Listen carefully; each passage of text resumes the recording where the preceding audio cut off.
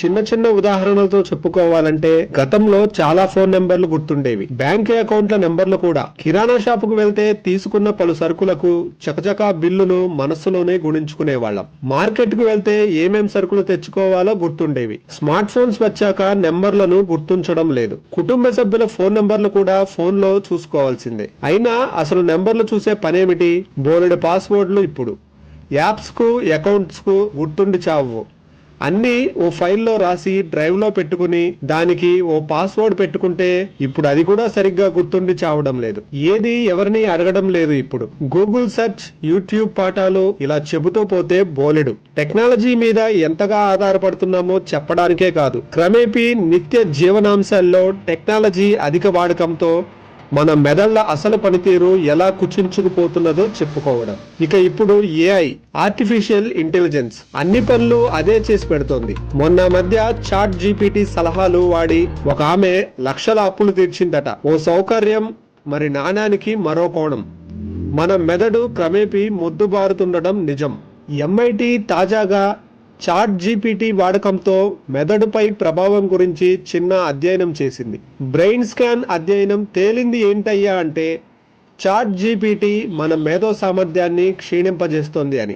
MIT బృందం chat GPT వాడకందారులపై 6 నెలల పాటు ఈఈజీ బ్రెయిన్ స్కాన్లు నిర్వహించింది. వారు ఆల్ఫా తరంగాలు అంటే సృజనాత్మకత, క్రియాత్మక ఆలోచన, కనెక్టివిటీ నమూనాలను ట్రాక్ చేశారు. వివిధ అంశాలను ఏఐ వాడుతూ ఏఐ వాడకుండా వేర్వేరుగా రాయమని అడిగారు. తాము కొద్ది నిమిషాల క్రితం వ్రాసిన వ్యాసాల నుండి 83.3 చాట్ జీపీటీ వినియోగదారులు ఒక్క వాక్యం కూడా మళ్ళీ గుర్తు తెచ్చుకోలేకపోయారు. ఫలితంగా ఏఐ అతిగా వాడటం వల్ల మెదడు దెబ్బతింటోంది. ఏఐ ఆలోచనలను స్వాధీనం చేసుకున్నందున మన మెదడు వాటిని మర్చిపోతుంది. అంటే 47% తగ్గుదల. మన కంప్యూటర్ బుర్ర సగం ప్రాసెసింగ్ శక్తిని కోల్పోయినట్లే.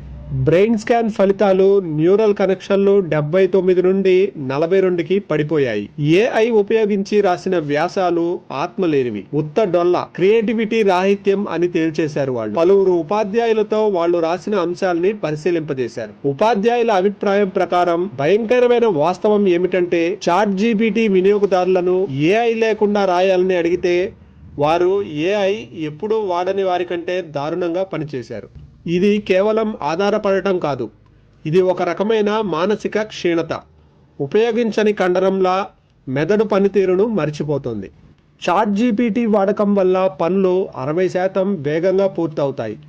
కానీ నేర్చుకోవడానికి అవసరమైన జర్మన్ కాగ్నిటివ్ లోడ్ 32% తగ్గుతుంది. ఈరోజు అమెరికాలో 12 నుండి 25 సంవత్సరాల వయస్సు గల 65% విద్యార్థులు సొంతంగా రాయగల సామర్థ్యాన్ని కోల్పోయారు. 80% గృహాలు కిరాణా జాబితా తయారు చేయడం కూడా మర్చిపోయాయి. వెరసి ఆ అధ్యయనం వెలిబుచ్చిన ఆందోళన ఏమిటంటే మన ఆలోచనలని, మన బుర్రల్ని ఏఐ ప్లాట్ఫామ్స్ స్వాధీనం చేసుకుంటున్నాయి. ఈ వీడియో కనుక మీకు నచ్చినట్లయితే లైక్ చేయండి, షేర్ చేయండి. మా ఛానల్ని సబ్స్క్రైబ్ చేయండి. నోటిఫికేషన్స్ కోసం బెల్ ఐకాన్ని క్లిక్ చేయండి.